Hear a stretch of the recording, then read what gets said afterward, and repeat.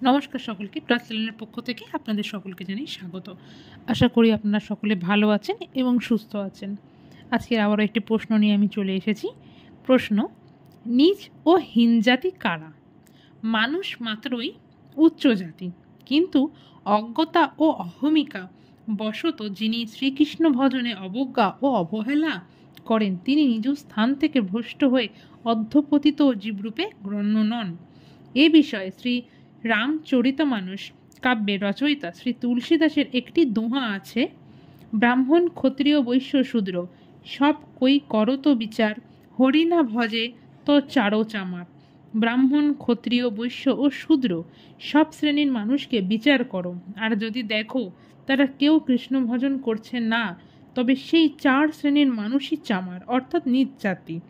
শ্রী চৈতন্য মহাপ্রভু শিক্ষা দিলেন, যেই ভজে সেই বড়, অভ্যক্তহীন ছাড়, কৃষ্ণ ভজনে নাহি জাতি কুলাদি বিচার।